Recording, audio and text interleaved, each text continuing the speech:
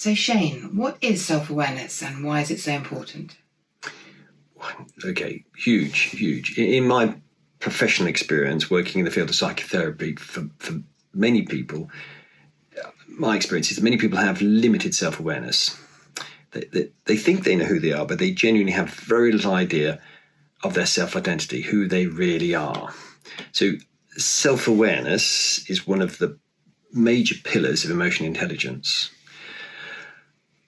Also, my thousands of hours of talking and listening with people about their psychological trials and tribulations has led me to understand that I've got that IQ, intelligent quotient.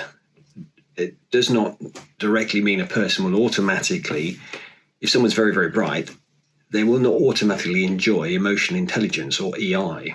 The things do not match up.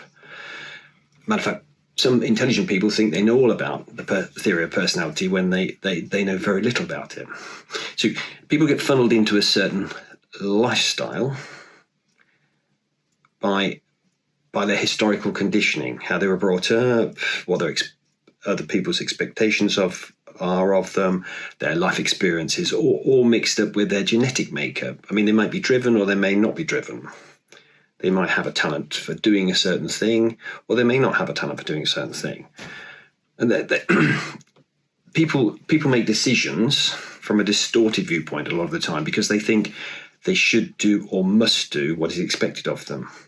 I must do this, rather than what I really want to do is that, but I must do this. So they're often far removed from making decisions from their visceral or innate self. Life choices don't come from their true self. They come from an external thought process. And I think that many people distort their self-concept. The self-concept is quite important.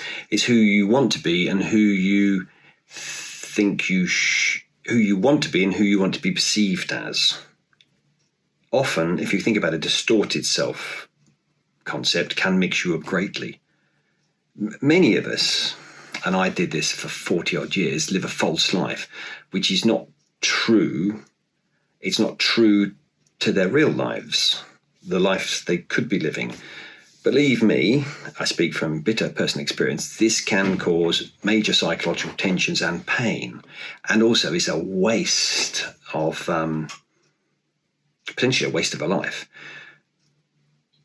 So how do people become more self-aware? Okay, well, to me, I guess it's pretty obvious, but although it took me a long time and a major psychological breakdown to realise, but when one thinks about it, not many of us take the time out to take a specific and educated look at who we are and why we became who we've become. We don't, because life is too rush. It takes time and probably help from a professional facilitator to genuinely explore and discover one's true self, who you truly are. Going through a thorough examination of influences, of important people in your life, significant others, understanding that below our awareness or subconsciously, we have adopted ways, practices, principles and habits that possibly don't really belong to us. They belong to these other people who have had influence on our lives. So does that mean that everything we've learned and how we react is wrong? No. There's always some good aspects of most people's personalities. I mean, the bits we've been taught, most of us get taught some positive aspects of how to be as a human being. So, and some of your true self will be evident, it'll shine through. That said, nearly everyone also has traits that could do with changing, or at least modifying in some way. And some people have traits that they want to completely get rid of. So when people develop an enhanced self-awareness, a deep understanding of who they truly are, they usually experience an easing, along with a sense of control and even a sort of a positive empowerment.